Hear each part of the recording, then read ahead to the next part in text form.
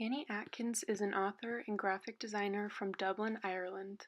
She got her master's in film production from University College Dublin, and she specializes in making paper props for period filmmaking such as old newspaper, maps, etc.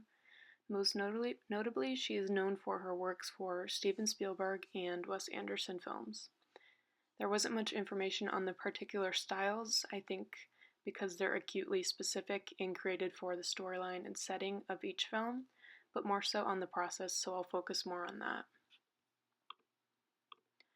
Prop making includes a deep dive into the history of the film period, including the sourcing materials and then actually making and customizing them to fit the film. So one of her big movies is Wes Anderson's Grand Budapest Hotel, and he really focuses on making a character out of the graphic design on sets. So in this film, there are 4 different timelines, but most took place around 1932 and the beginning of World War II in fictional land of Zubroka.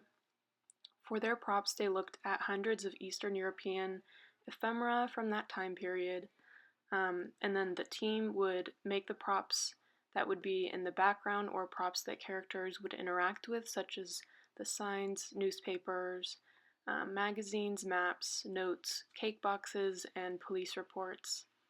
According to Annie Atkins, the first step for a graphic designer on a film set is to read the script, then highlight anything that the graphic designer might be responsible for, then creating a script breakdown of what needs to be done and in a specific order.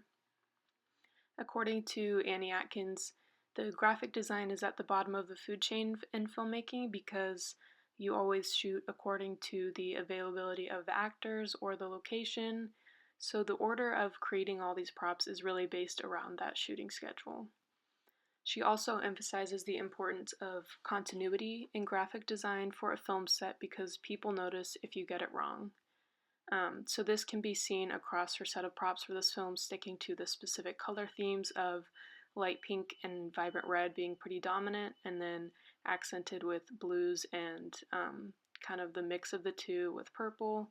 And symmetry was also a key theme throughout the film and can be seen in some of the graphic design on the props, as well as obviously the movie poster in the center. Another movie directed by Wes Anderson, this one is entirely stop motion. Isle of Dogs takes place about 20 years into the future in a dystopian version of Japan.